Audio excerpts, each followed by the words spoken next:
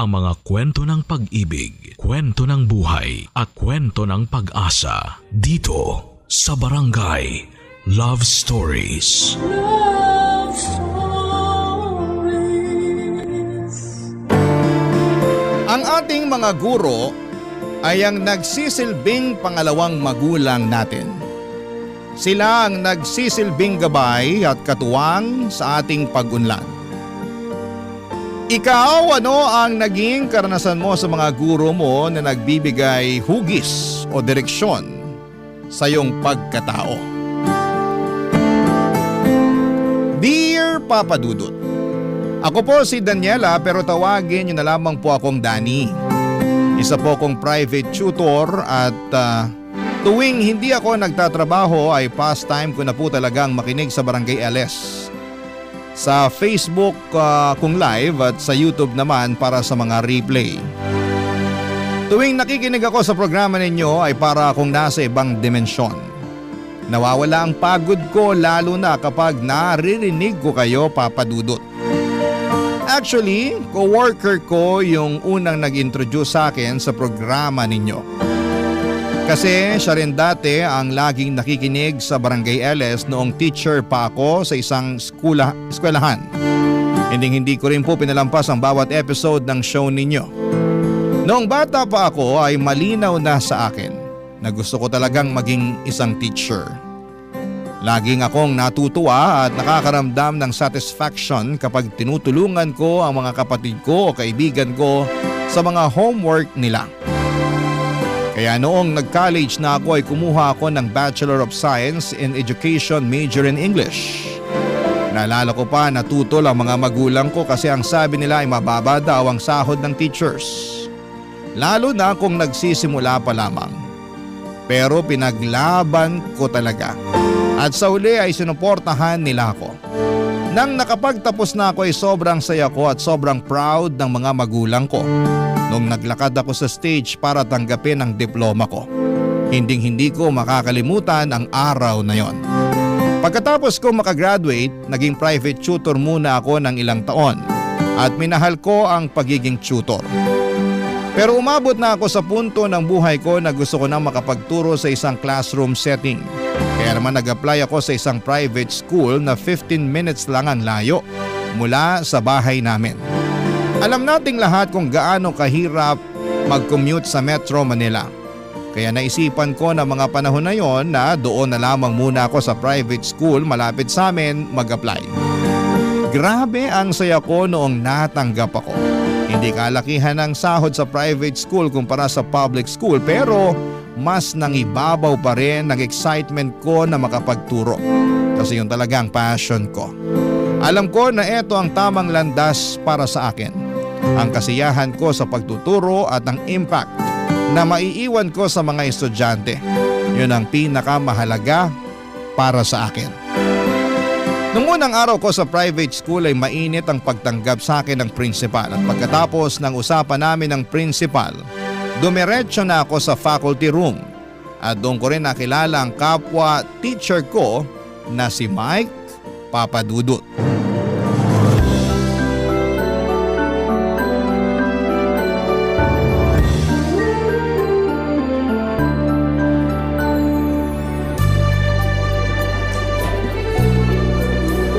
Hi, ikaw yung bagong teacher, di ba? Nice to meet you. Mike nga pala. Hi Mike, nice to meet you. Ako si Daniela pero Dani na lang for short. Saang school ka nga pala galing, Dani? Ay, first teaching experience ko to. Seryoso? Oo, may experience ako sa pagiging private tutor pero first time ko magturo sa isang classroom setting. Kinakabahan nga ako eh. Sa umpisa lang yan, promise. Bigyan mo ng 2 to 3 months. Pinapangako ko sa'yo, masasanay at magsasawa ka rin. Naku, hindi naman siguro. Bata pa lang ako, alam ko na talaga na mahal ko yung pagtuturo. At nung naging private tutor ako, never naman akong nabagot o na-burnout. Pero kinailangan ko lang talaga mag-apply para mapakinabangan ko rin naman yung diploma ko, diba? Kung sa bagay, gets ko rin naman point mo.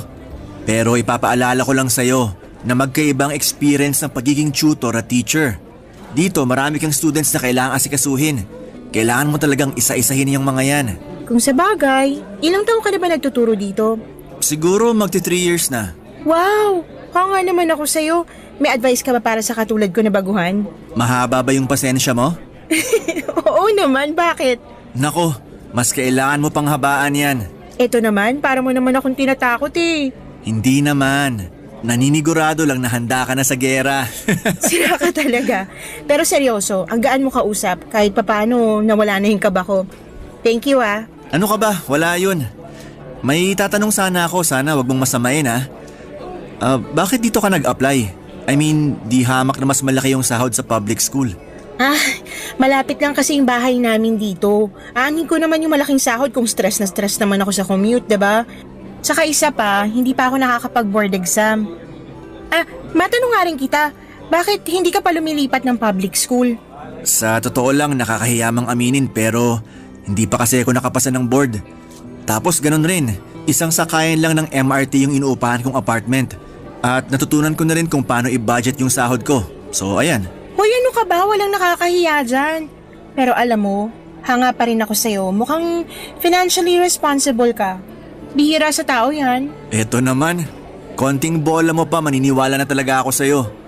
Anyway, kung kailangan mo ng advice about sa pagiging teacher mo dito, huwag kang mahiyang lapitan ako, okay? Oo naman. Thank you ah. Nga pala, saang class ka naka-assign? Doon ako na-assign sa senior high. Ako yung magiging advisor nila for this year. Patay. Ano yun?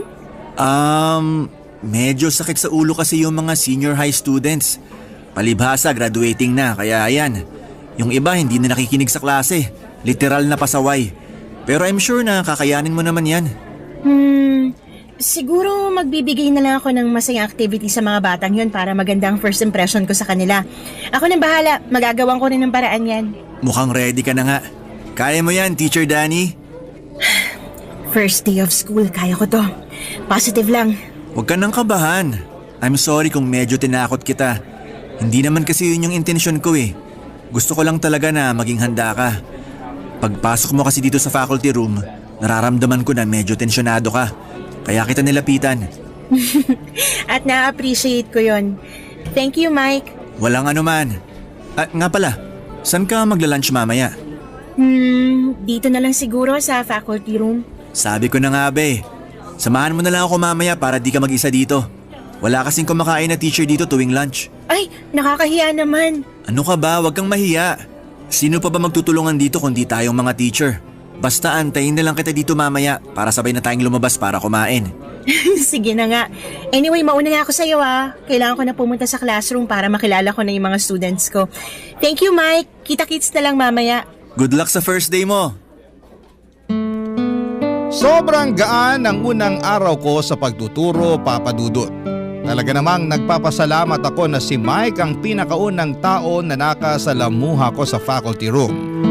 Siya yung klase ng tao na pakiramdam mo ay parang barkada mo lamang yung kausap mo.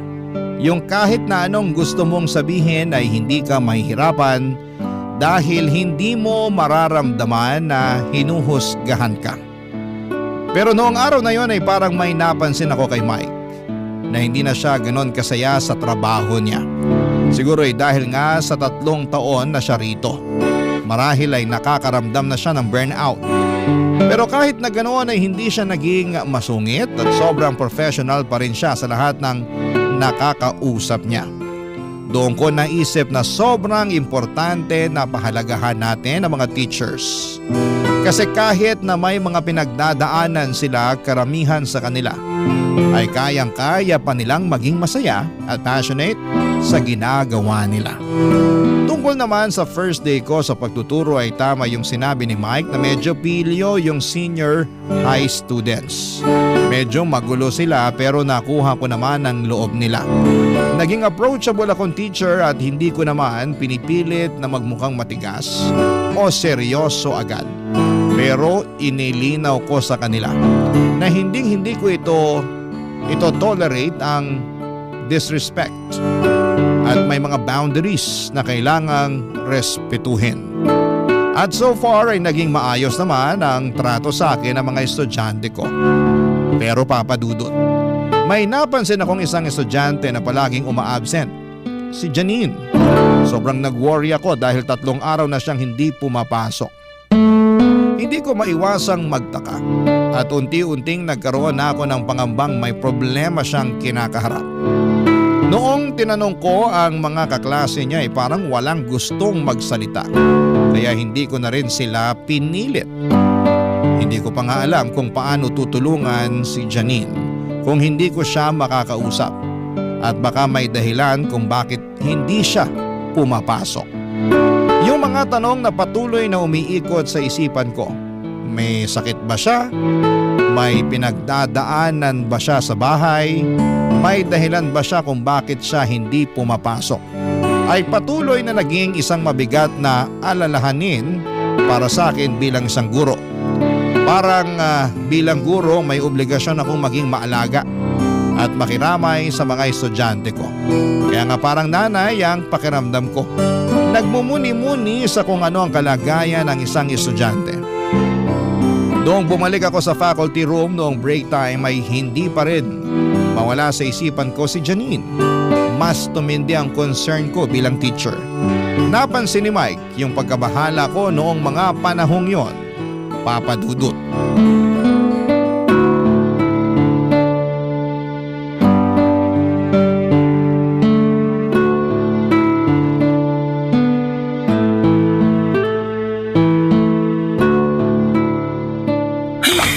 Laban lang. Uy, okay ka lang? Okay lang naman ako. Kaso, pakiramdam ko magkaka-sore throat na ako eh. Ang hirap pala mag-manage ng 24 students sa isang klase. Pero kamusta naman mga students mo? Eto, okay lang naman mga students ko. Pero may isa kasi akong student na magpo 4 days nang hindi pumapasok eh. Siguro oras na para kausapin ko yung principal tungkol sa student na yun. Nababahala na kasi ako eh. Baka may nangyari ng masama doon. Diyos ko po, sana wala naman. Mukhang alam ko na kung sino yung tinutukoy mo. Si Janine ba? Ay, paano mo nalaman yan? First year at second year students lang naman ang mga tinuturuan mo ah. Naging student ko si Janine ng 2 taon. Matinding sakit sa ulo yung batang yan. Uy, teka lang. Baka pinag-iinitan mo lang itong mga senior high kasi naaasar ka sa pagiging pilyo nila ha. Naku Mike, lubayan mo nga mga estudyante ko. Hindi ako nagbibiro, Dani. Hindi mo pa nararanasan ang kamandag ng batang yon kasi hindi mo pa siya nakikita at nakikilala. Uy, sobra ka naman magsalita. Ang harsh naman yata ng judgment mo para pagsalitaan ng mga bata ng ganyan. Diyan ka nagkakamali. Wala na ginawa ang batang yon kung hindi pahirapan ng lahat ng tao na nasa paligid niya. Binabastos niya mga teachers niya ng harap-harapan. At may isang beses pa na nahuli ang umiinom ng alak kasamang barkada sa likod ng school during school hours. At minsan ko na rin nahuli yan na nag-cheat sa exam. Sinulat niya lahat ng answer sa hita niya. Tapos nung sinabihan ko siya na itaas niya ng konti yung palda niya, pinangalandakan niya sa buong classroom na manyak ako. Uy, totoo? Seryoso ka? Hindi lang yan. Gusto mo malaman kung bakit malakas ang loob ni Janine? At kung bakit hindi siya nabibigyan ng disciplinary action? Bakit? Nanay niya mismo yung principal. Eh kung ganun, siguro nga oras na para kausapin ko yung nanay niya. Dani, sa tingin mo ba hindi na namin ginawa yan? So ano nangyari? Huwag mo sabihin wala man lang kayo na pala. Palaging pinagtatakpan ng nanay niya yung mga kabulastugan niya.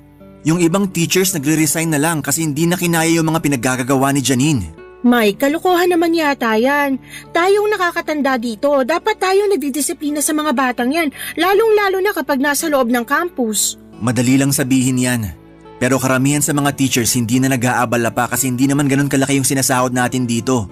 Yung iba lumilipat na lang sa school na mas may magandang offer kaysa mas stress sila sa pangungunsinti ng principal sa anak niya. Hindi ko nga alam kung paano ko natagalan yung batang yun eh. Nagpapasalamat na lang ako nung nawala siya sa klase ko simula nung nag-3rd year siya. Teka lang, since kailan pa to? Simula nung 1st year pa lang siya, ganyan na talaga yan. Sandali lang. So sinasabi mo, matagal niya na tong ginagawa pero nakakapasa pa rin siya sa mga subjects niya? Isa yun sa mga dahilan kung bakit nagsisialisa ng mga teachers dito. Dahil pinagbabantaan ng principal ang mga teachers tuwing hindi niya nagugustuhan ang mga ginagawang pagsumbong ng mga teachers sa anak niya. Pinagbantaan ka rin ba niya? Oo. May isang beses na nahuli ko si Janine na gumagamit ng cellphone sa klase ko nung 1st year high school pa lang siya. Kinumpiska ko yung cellphone niya at sinabi ko sa kanya na makukuha niya cellphone niya pagkatapos ng klase. Tapos ayun, binato niya ako ng bag. Pumunta ako sa principal para i-recommend na isuspend si Janine ng ilang araw. Pero ang sabi ng principal, ayusin ko na lang daw yung trabaho ko kung ayaw ko masisante. Kaya pala parang walang pakialam yung mga kaklase niya kahit ilang araw na siyang absent. Tapos tuwing tinatanong ko sila tungkol kay Janine, hindi sila nagsasalita na parang iniiwasan na lang nila si Janine. 5 babae lang ang nakakatiis sa pag-uugali ni Janine at yun ay ang barkada niya. Pero sa tingin ko mababait naman ng mga batang yun. Si Janine lang naman tong bad influence sa kanila eh. Agree naman ako sa lahat ng sinabi mo. At sobrang malitong ginagawa ni Janine na paglabag sa school guidelines at yung ginagawang pangungunsinti ng nanay niya sa lahat ng ginagawa niya. Pero Mike, kailangan nating bigyan ng benefit of the doubt yung bata. Benefit of the doubt? Bakit naman? Kasi sa tingin ko, may pinagdadaanan yung bata. Obvious naman na hindi siya natutulungan ng nanay niya sa mga pinagdadaanan niya kasi palala ng palala yung behavior niya eh. Danny, kung ako sa'yo, huwag ka nang makialam. May balak na rin akong umalis sa school na to kapag nakapasa na ako ng board exams. At kung ako sa'yo, mag-take ka na rin ng board exam para mas malaya tayong makakapili ng school na applyan. Hindi itong pinagtitiisan natin mga pag-uugali nila dahil wala tayong choice. Nagulat po ako sa lahat ng sinabi sa akin ni Mike noong mga panahong yon, Papa Dudut. Sobrang kinilabutan ako sa mga bagay na nangyayari sa school na hindi ko alam noon. At hindi ko inakala na may ganitong mga nangyayari sa paligid ko. Sa totoo lang ay parang ang layo sa normal na buhay estudyante ang mga kwento ni Mike tungkol kay Janine. Kaya't hindi ko maiwasang mag-alala at magtaka. Pero ang pinakamalakas na nangibabaw na nararamdaman ko ay ang lungkot at awa para kay Janine. Sa mga kwento pa lamang ni Mike ay ramdam ko na hindi siya lumaki sa isang ordinaryong pamilya. Parang may mga bigat siyang pinagdadaanan na hindi ko kayang lubos na maintindihan. At nararamdaman ko na hindi niya kayang iparating ang kanyang nararamdaman sa ibang tao. Yung mga hindi magandang ginagawa niya, para bang yon ang tanging paraan niya para maiparating kung gaano siya nasasaktan at kung gaano siya ka-frustrated sa mga nangyayari sa buhay niya. Para bang ang lahat ng ito ay mga signal ng kanyang pasakit na hindi marinig o maintindihan ng iba. Pagkatapos ng 1 linggo, Papa Dudut, ay pumasok na rin si Janine sa klase ko. Halata na walang lumalapit o kumakausap sa kanya, maliban na lamang sa 5 kaibigan niya. Nung unang pagkakataon kong makita si Janine ay parang hindi siya interesado sa lecture ko. At nung nagpa-quiz ako ay hindi siya nagpa-participate at inirapan niya lamang ako. Aaminin ko po na sobrang napikon ako sa batang yon. Sa mga taon na naging private tutor ako ay hindi ko pa kailanman nararanasan yung ganong klase ng ugali mula sa mga tinuturuan ko. Pero bilang guro, kinailangan kong magpakatatag. Kailangan kong isantabi ang emosyon ko para magkaroon ako ng mas malalim na pag-unawa kung saan siya nanggagaling at kung bakit ganon siya. Si Mike naman po noong mga panahong yun ay patuloy akong binabalaan at pinapayuhan na umiwas na lamang sa drama ni Janine at sa ina nitong principal dahil mauubos lang daw ang pasensya ko kung papatulan ko pa. Pero hindi ko po maatim na basta-basta na lamang akong babastusin ang sarili ko pang estudyante. Kaya naman nag-isip na po ako ng action plan sa susunod na gagawin ko. Barangay Love Stories. Barangay Love Stories. Lumala ng lumala ang ugali ni Janine sa harapan ko, lalo na sa klase ko. Nung una ay parang iniirapan lamang niya ako at medyo pinapakita na hindi siya natutuwa na nagle-lecture ako.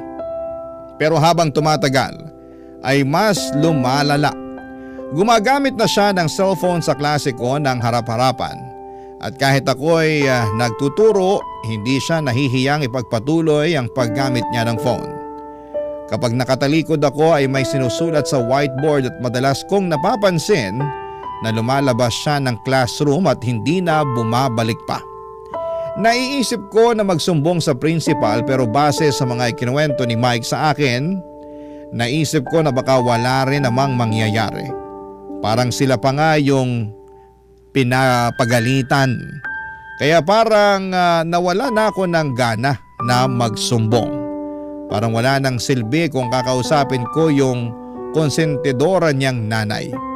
Kasi kung ganon lang din naman, wala ring magbabago. Palagi ko siyang sinusubukang kausapin si Janine. Pero hindi niya ako tinitignan at parang nagpapanggap na hindi niya ako nakikita.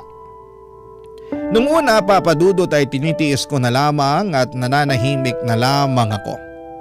Pero Papa Dudut, dumating ang isang pagkakataon na talagang hindi ko na kayang baliwalain. Isang araw habang nagdidiscuss ako ay napansin ko na parang may mali kay Janine. Kung ano-ano na lamang ang pinagsasasabi niya. Tawa siya ng tawa tapos sabala sa kakachika kasama ng mga kabarkada niya.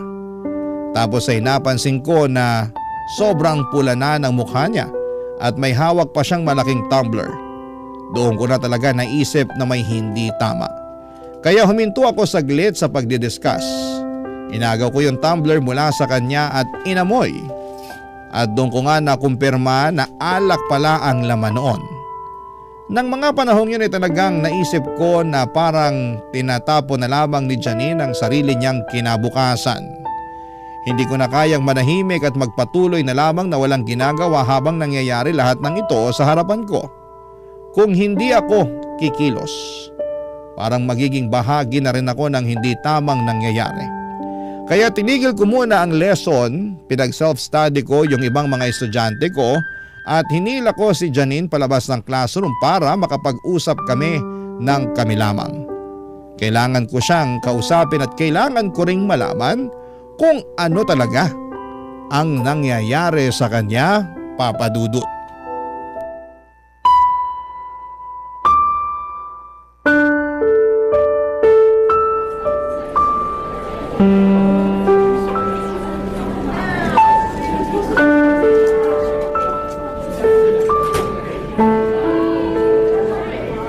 Bitihon mo nga ako. Umakahila ka naman. Aray! Hoy Janine, matagal na kitang pinagpapasensyahan at matagal akong nanahimik sa mga kawalang hiyaan na pinagagagawa mo sa klase ko. Pero ito, hindi ko na ito mapapalampas. Alam mo ba na pwede kitang ipasuspend sa ginawa mong pag-inom ng alak sa klase ko? At bakit? Anong gagawin mo? Isusumbong mo ako sa principal? Gusto mo tulungan pa kita? O eto, cellphone ko. Hanapin mo na lang sa contacts ko yung nakapangalan na Mommy. Senior high ka na, Janine. Isang taon na lang at gagraduate ka na. Yun na kung makakagraduate ka. Sa tingin mo ba may matatakbuhan ka pang mommy sa college kung sakali man na makapagtapos ka ng senior high? Pinagbabantaan mo ba ako na hindi ako makakapagtapos? Hoy Daniela, subukan mo lang talaga na ibagsak ako sa subject mo at sisiguraduhin ko na makikita mong hinahanap mo. Janine, yung bunganga mo! Amoy alak, I know. Janine, makinig ka sa akin, ha? Kung meron man dito ang gusto na makapagtapos ka, ako yon. Sa tingin mo ba hindi ako naaawa o nasasaktan para sa'yo tuwing naririnig ko yung mga sinasabi ng ibang teachers at students tungkol sa'yo? Ano bang alam mo sa buhay ko, ha? Wala kang alam at wala kang pakialam. Siguro nga, pero isa lang ang alam ko. Hindi valid na reason yung nararamdaman mo para pahirapan at saktan mo yung mga taong nasa paligid mo. Kung gusto mo i-share mo sa akin yung nararamdaman mo, nandito lang ako para pakinggan ka. Pero kung ayaw mo magsalita, irerespeto ko yan. Gusto ko lang na maka-move on ka na sa phase ng buhay mo na to. Gusto ko na magbago ka na once nakatungtong ka na ng college. Pero, Janine, kailangan mo maintindihan na kailangan mong pagtrabahuhan ng maayos yung grades mo para makapasa at makagraduate ka. Sino ba may sabi sa'yo na gusto ko mag-college, ha? Napaka-assuming mo. Nanggigigil ako sa'yo, intrimitida. Kung hindi ka magka-college, anong gagawin mo? Magmumukmok at tutunganga ka na lang sa bahay ninyo? Labas ka na doon, ma. Oops, I'm sorry. Ibig ko sabihin, Teacher Danny. Janine, sabihin mo nga sa akin, aside sa uminom at magbulakbol, ha? Ano ba usually ginagawa mo sa free time mo? Bakit mo naman naitanong yan? Walang mawawala sa'yo kung sasabihin mo na lang sa akin. Mahilig akong magsulat ng sarili kong stories. Oh, okay. Maganda yan. Anong klaseng stories naman? Horror stories, love stories, mahilig ako magsulat. Teka, sandali lang. Saan ba papunta tong usapan na to? Aware ka naman siguro na hindi ka nagpa-participate ng maayos sa klase ko, di ba? Binabaliwala mo yung quizzes natin, hindi ka nagsasubmit ng projects, at kadalasan nagkakating classes ka pa. O ano nga yun? Bibigyan kita ng pagkakataon na makabawi sa mga na-miss mong quizzes at projects. Since homeroom at English teacher mo naman ako, bibigyan kita ng 2 weeks para gumawa ka ng 200 pages na novel. Ikaw bahala kung anong klaseng story ang gusto mong isulat at ako na mismo mag-grade ng project mo. Everything from grammar, punctuation marks, sentence construction at kahit yung flow ng story mo, i-check ko. Seryoso ka? Bibigyan mo ko ng ganitong klaseng project? Kasasabi ko lang, di ba? Pero bakit? Hindi ko maintindihan. Wala na akong ginawang tama sa klase mo. And ito yung first time na may teacher na nagbigay sa akin ng ganitong klaseng konsiderasyon. Oo, aaminin ko na pipikon ako sa'yo at nauubos ang pasensya ko tuwing tinatarayan mo ko sa klase natin. Pero naniniwala ako na walang bata na pinanganak na masama. At siguro ito na rin ang opportunity na ma-express mo yung tunay mong nararamdaman sa pamamagitan ng pagsusulat. O, di ba? Mararamdaman mo na nga ang satisfaction ng pagsusulat, nakabawi ka pa sa subject ko. Thank you. And I'm sorry kung naging masama ako sa'yo. Alam mo, sa totoo lang, gusto na kita. Cool ka naman pala eh. Pinapatawad na kita. Basta wag ka nang pasaway sa klase ko, ha? Susubukan ko. Janine. Joke lang. Oo, promise. Good girl na ako simula ngayon. Nga pala, kailan mo natuklasan na mahilig ka pala magsulat? Maaga kasi kaming iniwan ng tatay ko. Habang lumalaki ako, yung mommy ko naman halos walang time para sa akin.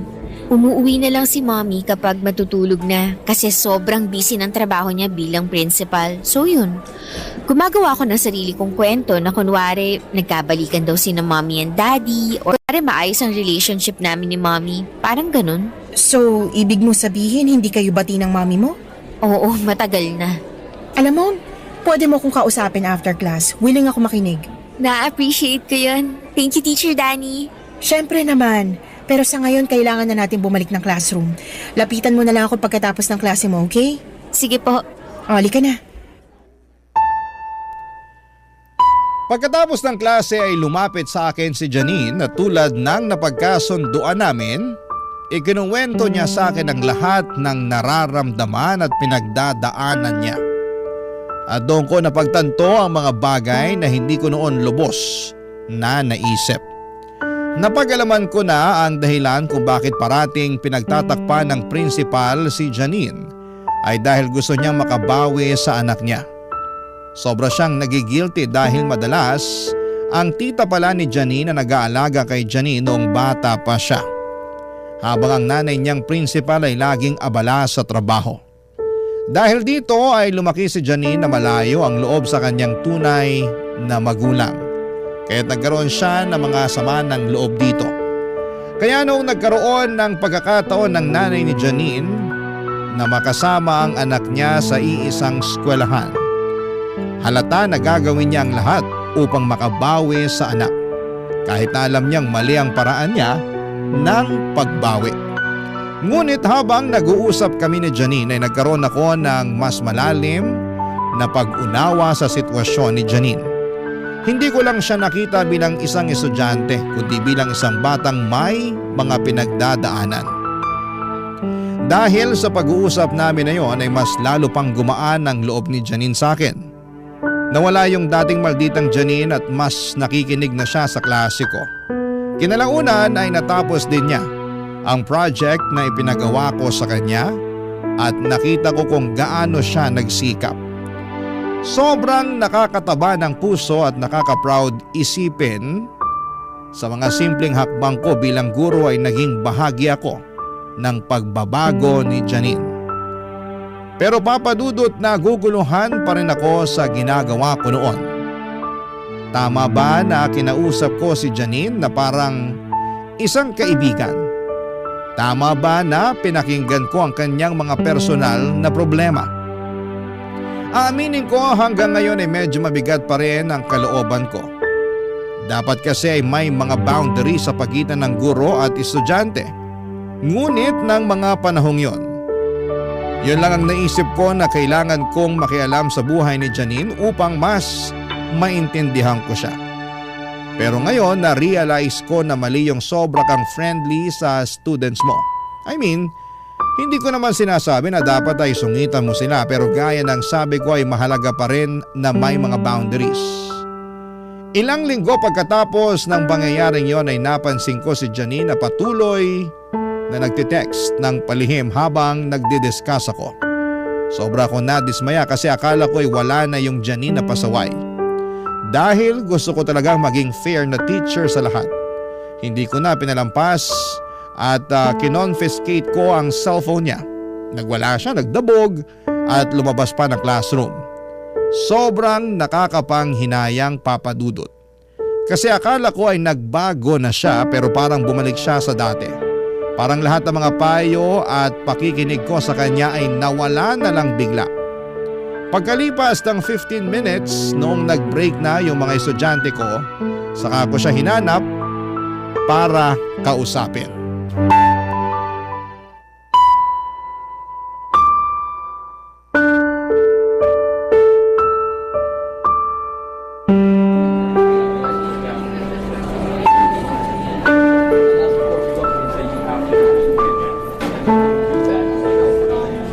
Janine?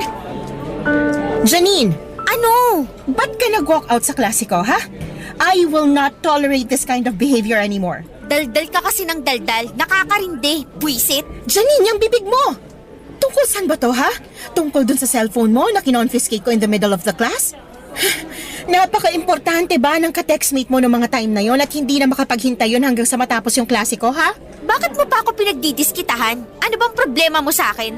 Janine, wala akong problema sa'yo. Labag lang talaga sa school guidelines yung ginawa mo. Pero nakita mo naman na palihim ako nagte-text kanina, di ba? Eh di sana hinayaan mo na lang ako. Abala ka. So ano?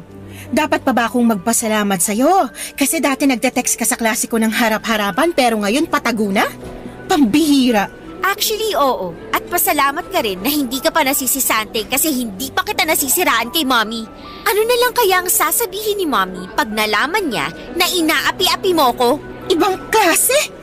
Alam mo, Janine, I am so disappointed. Sa tingin mo ba hindi nadurog yung puso ko nung kinailangan kong i-confiscate yung cellphone mo? Sobra akong nanghihinayang kasi para mo na rin tinapon lahat ng improvement at achievements mo. Eto na nga palang cellphone mo. Sa susunod na makita pa kitang nagte-text sa klase ko, ha? Magpasensyahan tayo. Too bad dahil akala ko iba ka kumpara sa ibang teachers dito. Pero yun pala, pare-pareho lang kayo. So ganun na lang yon? Wala ka na ba talagang pakialam sa consequences ng mga actions mo? Akala ko ba nagbago ka na? Pero look at you now!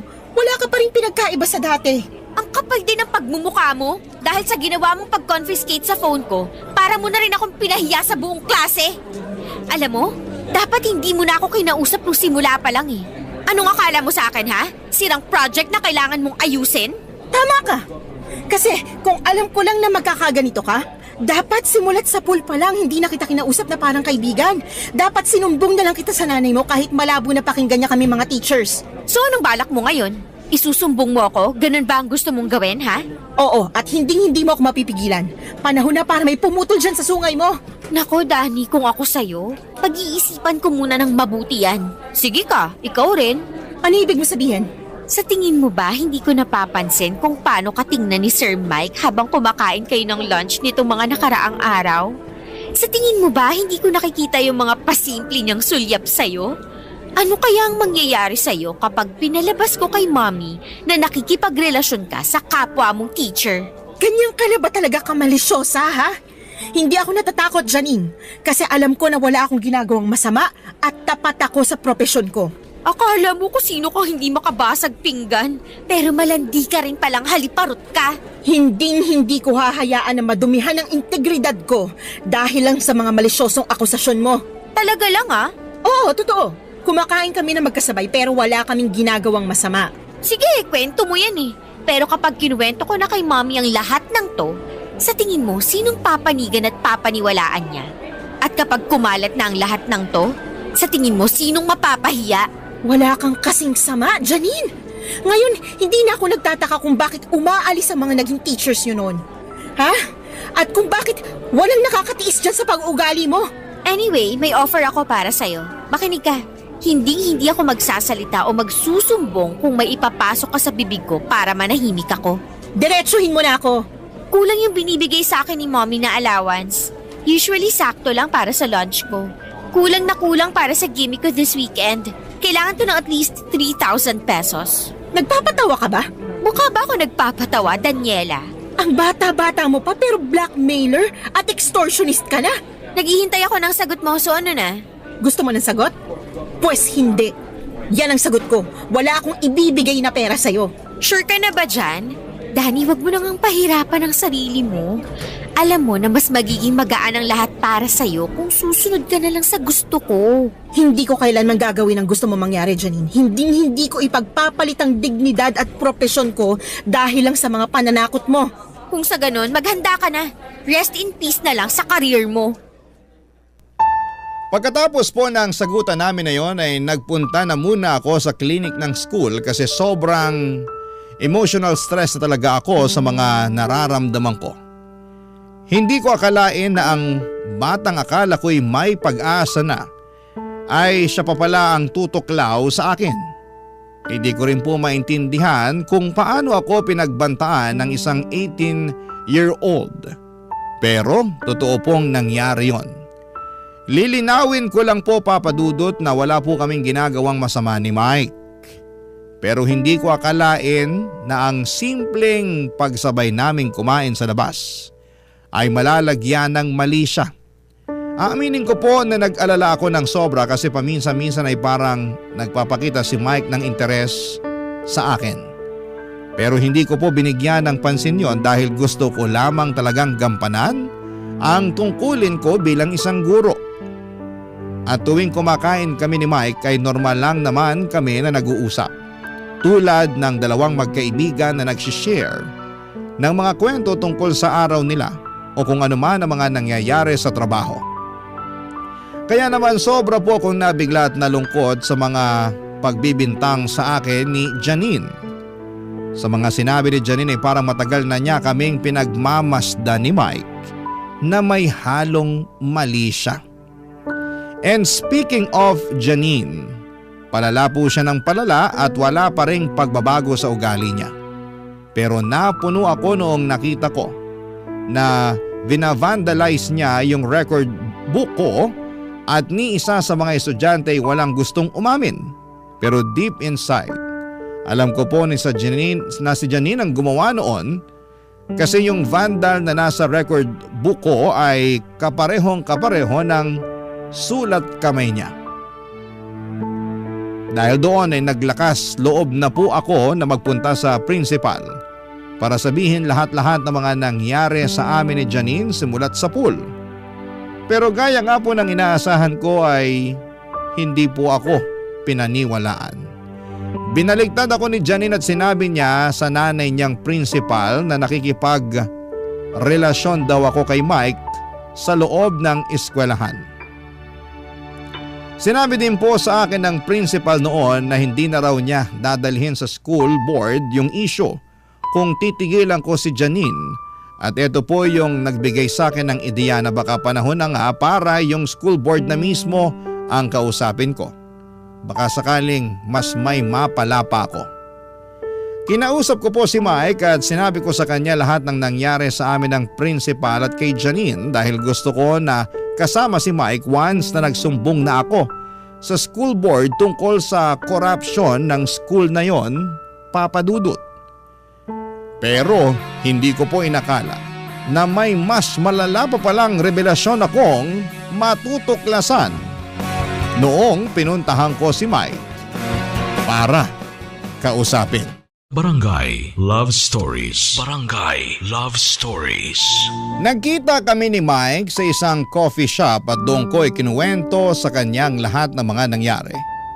Yung alita namin ni Janine pati na rin ang mga detalye ng mga pangyayari noong nagsumbong ako sa principal. Sabi ko sa kanya, nararamdaman kong parang wala na akong ibang makakapitan o masasandalan sa eskwelahan. Kaya't naisip ko na magtulungan kami para maayos ang sitwasyon. Hindi ako nahirapan na kumbinsihin si Mike na suportahan ako at samahan sa pagsusumbong sa school board dahil alam ko na pareho kaming apektado sa lahat ng mga ito. Pareho rin kami ni Mike na nagbabalak na mag-resign ng mga panahong yon. Pareho kami ng nararamdaman mga teachers na napapagod na sa mga hindi makatarungang pangyayari at parang wala na kaming makitang ibang solusyon kundi ang mag-apply na lamang sa public school. Siguro'y napagod na rin kami sa kawalan ng hustisya sa school na yon. Wala na kaming ganang magpatuloy pa sa ganitong sitwasyon. Kaya't pareho kami na nag-decide na kailangan na naming maghanap ng bagong direksyon sa aming karera.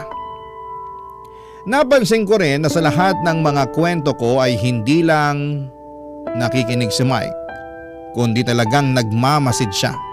Iniintindi niya ang bawat detalye. Doon ko naramdaman na hindi lang siya isang kaibigan o kasamahan sa trabaho, kundi isang tao na may malasakit sa mga nangyayari sa buhay ko. Isa sa mga hindi ko makakalimutan ay yung reaksyon ni Mike nang sinabi ko sa kanya yung nagbabanta sa akin si Janine at yung plano niyang palabasin na may relasyon kami ni Mike. Nang sinabi ko sa kanya ay mukha siyang nagulat at labis na nag-alala para sa akin. Tapos sabay sinabi ni Mike sa akin na may natatanggap din siyang mga kakaibang mensahe sa Facebook. Mga mensahe tulad ng magsama kayo ng kabit mo at lubayan mo yan kung ayaw mong may masamang mangyari sa iyo. Kinilabutan ako, Papa Dudut, kasi parang may koneksyon yung mga messages na yon sa akin. Yung tono ng mga mensahe kay Mike ay parang tugma sa tono ni Janine noong sinabi niyang may relasyon daw kami ni Mike. Hindi naman kami taga-NBI kaya hindi namin alam kung sino talaga ang nagpapadala ng mga mensaheng yon at kitang-kita namang poster account yung ginagamit. Pero nang magpatuloy ang usapan namin ni Mike ay nagsimula na kaming mag-backtrack at mag-brainstorming, Papa Dudut.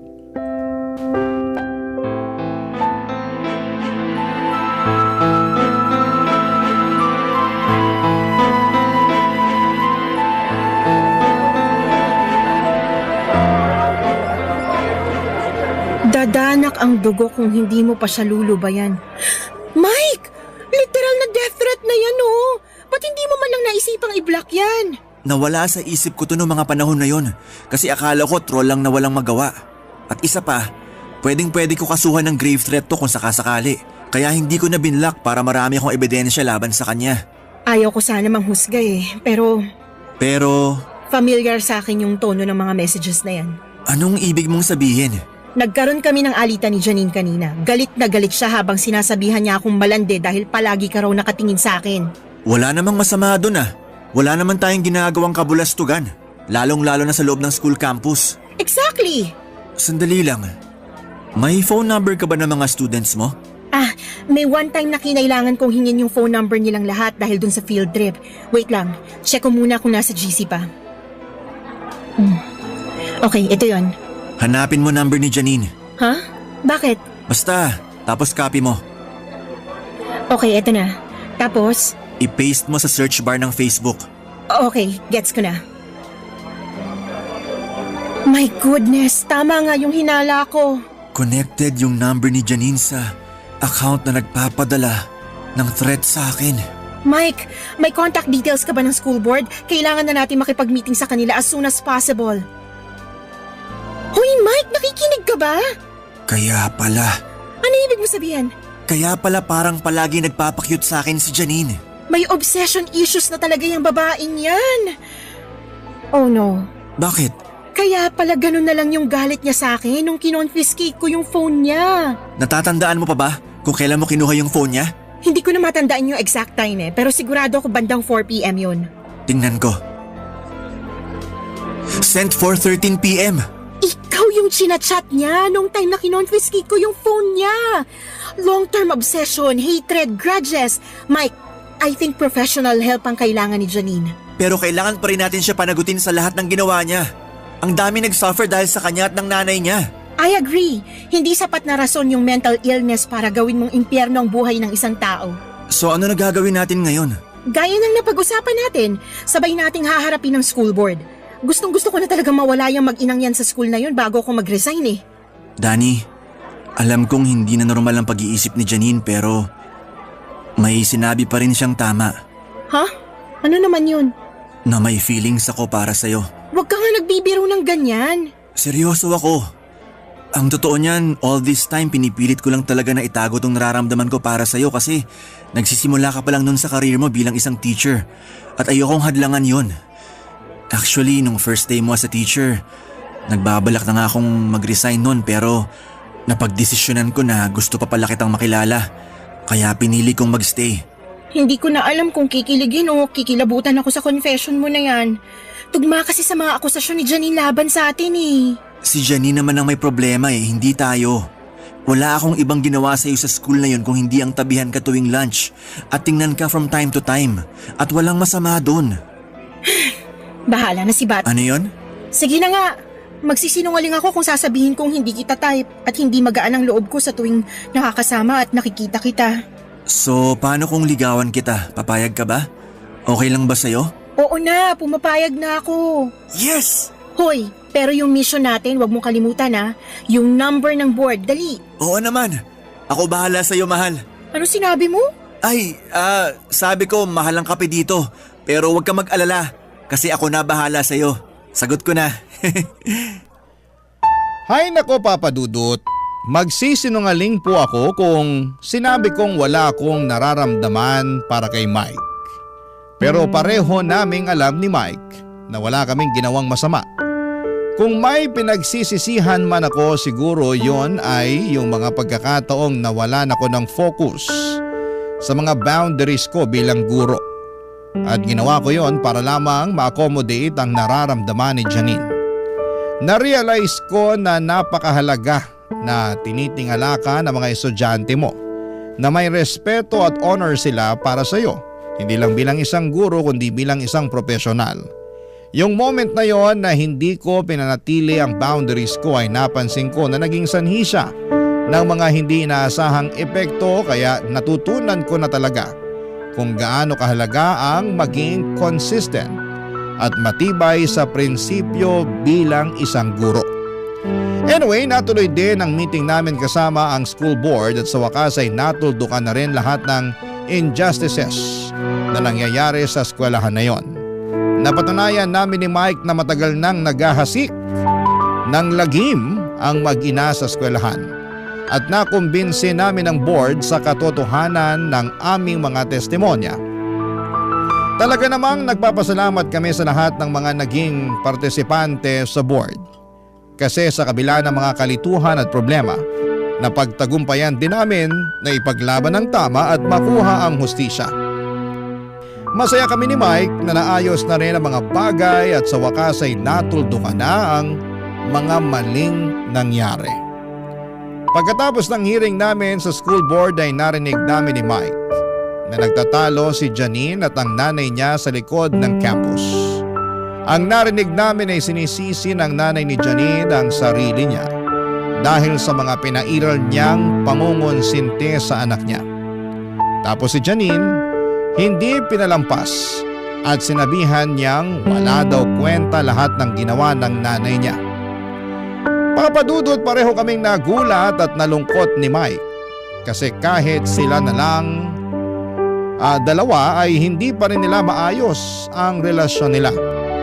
Sa totoo lang ay pwede naming kasuhan si Janine ng grave threat kasi 18 years old na siya at pasok na sa kasong yon mula sa mga mensahe na sinend niya kay Mike noon.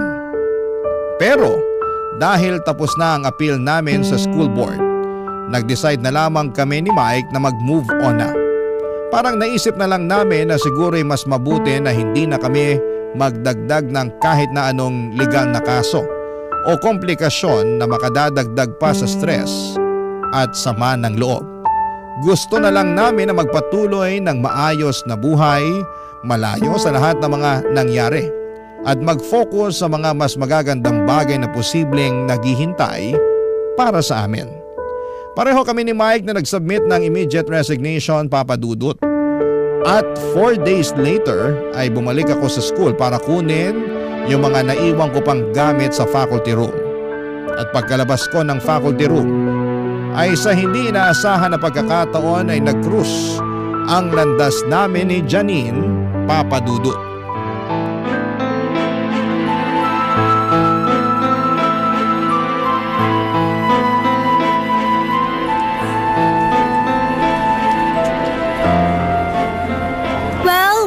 Well, tingnan mo nga naman. Janine, tapos ng responsibilidad ko sa'yo bilang teacher mo. Aalis na ako at wala ako sa mood para makipag-usap o makipag-away sa'yo. Congrats nga pala, nakuha mo na ang gusto mo. Nilalayuan na ako ng barkada ko na parang may nakakahawa akong sakit at sirang-sira na rin kami ng mommy ko. Tinanggal na si mommy bilang principal at na-expel na rin ako. Nandito na lang ako para kunin yung mga natitira kong gamit sa locker. So ano, masaya ka na ba? Ha? Magsalita ka! Janine, alam mo mismo sa sarili mo na umpisa pa lang, hindi ito ang ginusto kong mangyari sa'yo. Hindi ako nagkulang sa'yo bilang teacher mo. Plastic ka! Sinira mong buhay ko! Tigilan mo ako. Kung naghahanap ka ng taong sisisihin, humarap ka sa salamin. Kung nilayuan mo na lang sana si Mike, hindi na sana umabot sa ganito ang lahat ng to. Sobrang petty mo naman, Janine. For your information lang ha, kinasusuklaman ka ng lalaking kinababaliwan mo. Pagkatapos mo ba naman siyang tagtarin ng death threats gamit ang isang fake account? And for what? Dahil sa walang kwenta mong insecurity sa akin at yung mga akusasyon at spekulasyon mo na wala namang basihan. Akusasyon? Walang basihan? Paano mo nasasabi yan? Eh kayo na nga, di ba? Ahas ka lang talaga. Isa kang malaking sawa. Naturingan ka pa namang teacher, hayop ka. Ayan! Yan mismo ang dahilan kung bakit walang nagkakagusto sa'yo. Masyado kang brat kung umasta. Akala mo sa'yo umiikot ang mundo? Pag galit ka, kailangan pati buong mundo galit din. Pag hindi mo nakukuha ang gusto mo, nagiging demonita ka. Magbago ka na. Maayos ang buhay ko noon. Pero nasira ang lahat ng yun nung dumating ka. Alam mo, sa totoo lang, nagustuhan naman kita as teacher ko nung una eh. Pero habang tumatagal, mas lalo lang nadadagdagan ang galit ko sa'yo kasi napapansin ko na dikit ng dikit sa'yo si Mike. Janine, hindi na to normal. Teacher mo mismo ang kinababaliwan mo at isa pa, ilang beses ko bang uulit-ulitin sa'yo na wala kaming ginawang masama ni Mike. And again, nag-resign na kami sa school na to nung sinagot ko siya. So meaning, wala akong nilalabag na rules. Hindi mo na pwedeng gamitin yan against me. Ginampanan ko ng maayos ang pagiging teacher ko sa inyo. Sana maging miserable kayo ni Mike. Sinusumpa ko na hindi kayo magiging masaya. Sana mamatay na kayo at sana mauna ka. Janine, bibigyan kita ng advice as your former teacher and I hope you take this seriously. Go seek professional help. Itong lahat ng pinapakita at ginagawa mo, hindi na to normal. Palagi ka nalang galit, palagi kang may sama ng loob. Hindi ka na nga makapag-focus sa sarili mong buhay kasi puro inggit at inis na lang ang pinapairal mo. Hindi ko kailangan ng advice mo. Walang kwenta sa akin yan. Ikaw ang may kasalanan ng lahat ng to. Dahil sa'yo, nawala ang lahat sa akin. Ayusin mo na yung buhay mo. Ito na yung sign para makapagsimula ka ng panibago. I know na hindi naging maganda yung kinalakihan mong pamilya at environment pero hindi mo kailangan magpa-apekto doon. 18 ka na. You're old enough para gumawa ng mga desisyon na makakabuti sa'yo. Actually, wala naman akong problema dito eh. Nagsimula ang lahat ng to nung nireport mo si mommy sa school board. Dahil hindi na tama yung mga ginagawa niya at yung mga pangungunsinti niya sa'yo. Hindi mo ba nakikita na ang dami-dami niyong nasasaktan at naaapakan na tao? Kung kinaya at natiis ng ibang teachers yung baluktot niyang pamamalakad, pues ibahin mo ko.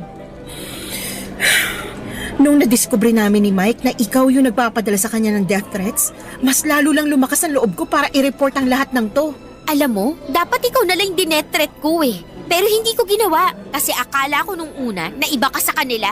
That's confession to a crime, Janine. Nare-realize mo ba kung gaano katindi at kabigat tong ginawa mo? Kung sa ibang tao mo to ginawa, malamang pinakulong ka na. Mabuti na lang at naawa pa kami ni Mike sa'yo. So anong gusto mong sabihin ko? Thank you? Magpapasalamat lang ako sa'yo pag nahawakan mo ng magkabilang dulo ng rainbow. Manigas ka! Ang gusto ko, makita ko man lang na may konting bahid ng pagsisisi dyan sa mukha mo. Pero wala eh. Umaasa ka sa wala. Kung may pinagsisisihan man ako, yun ay yung nagtiwala ako sa'yo. At kung may pinagsisisihan man ako, yun ay yung umasa ako na magbabago ka pa. Binigyan kita ng benefit of the doubt, pero hindi ibig sabihin no nakukonsinti ko na lahat ng mga maling ginagawa mo. Kung wala ni isa sa mga teacher mo dati ang naglakas loob na putulin yung sungay mo, pues ibahin mo ko. At least, sa ginawa kong pagsumbong sa board, parang naputol ko na rin yung kalahati ng sungay mo. Sabi ko na nga ba eh, I bet tuwang-tuwa ka nung in-announce ng board na masisibak na kami ni Mommy dito sa school. Ang lungkot-lungkot mo naman. Alam mo kung ano yung totoong nakakalungkot? Yung tinutulak mong palayo, yung nag-iisang tao na handa at willing ka sanang tulungan. Goodbye, Janine. Sana magbago ka na. Yun na po ang huling beses na nakita at nakausap ko si Janine at mula noon ay bumalik ako sa pagiging private tutor. At si Mike naman ay nagtrabaho bilang supervisor sa isang call center. Mabuti na lamang po at meron pa akong contact sa mga magulang at estudyante ko noon kaya't hindi ako nahirapan na makabalik sa pagiging tutor. Habang nagtatrabaho as private tutor ay nagtake po ako ng LET o board exam para sa mga teachers. Kahit po hindi ako nag-enroll sa review center at nag-self-study lamang ako ay laking tuwa ko nang pumasa ako sa aking unang attempt. Ngunit sa kasamaang palad ay hindi po nakapasa si Mike. Pero dinamayan ko pa rin siya sa kabila ng kabiguan. Bago ko po makalimutan ay hindi po pala tumigil si Mike sa panliligaw sa akin. Matapos ang isang taon, noong sa tingin ko ay pareho na kaming magkakilala, ay sinagot ko na nga po siya. Naging magaan ang lahat tuwing nakakasama ko siya, Papa Dudut. Hindi siya nagbago at yun po siguro ang dahilan kung bakit lalo ko siyang minahal. Isang taon matapos ko pong makapasa sa board exam ay nag-decide si Mike na mag-take ulit ng board exam at sa kabutihang palad, siya po ay nakapasa na rin sa wakas. Noong lumabas ang resulta ng board exam ni Mike noong December ay sobrang saya namin. Ngayon po kami ni Mike ay nagbabalak na mag-apply bilang mga teachers sa ibang bansa. Ang plano po namin ay mag-ipon habang nagtatrabaho kami doon hanggang sa makabalik kami sa Pilipinas upang dito magretiro. At kapag naging teacher na po ako sa ibang bansa ay malaki po ang tiwala ko sa sarili ko na mas magiging handa na akong gampanan ang mga responsibilidad ko bilang isang guro. Dahil sa mga naging karanasan ko ay nakakasiguro ako na mas magagampanan ko ng maayos ang aking tungkulin. Nais ko rin pong magbigay pansin sa mga guro sa ating lipunan. Maraming tao ang hindi nakakaalam na ang mga guro ay may mga pinagdadaanan din at may mga pagkakataon na sila ay biktima rin ng bullying at paghihirap. Kaya po napakahalaga na maglaan tayo ng oras upang alamin ang kalagayan ng mga guro natin. Dahil sila po ay may malaking papel sa pagpapalaki at paghubog ng ating mga kabataan. Oo nga pala, Papa Dudo, tungkol naman kay Janine ay hindi ko na po siya nakita ever since. Pero may isang pagkakataon po na sinearch ko po siya sa Facebook dahil na curious ako sa kalagayan niya. At doon ko po nalaman na hindi siya nakapagtapos ng pag-aaral at may anak na siya. Hindi ko po alam kung ano ang nangyari sa buhay ng batang yon, ngunit taimtim ko pong ipinagdarasal na sana'y magkaroon siya ng bagong pagkakataon na matutunan niyang itama ang mga pagkakamali niya. Papa Dudut, maraming salamat po sa inyong oras at sa pagkakataong may bahagi ko sa inyo ang aking kwento. Makakaasa po kayo na araw-araw pa rin po akong makikinig at manonood sa inyong show. Ang inyong forever kapuso at kabarangay, Danny. Barangay Love Stories. Barangay Love Stories. Ano ang masasabi mo sa ating Barangay Love Stories today? Aabangan namin yan sa aming comment section. Nagustuhan ng iyong napakinggan? Ituloy yan via live stream sa www.gmanetwork.com/radio. Barangay LS 97.1 forever.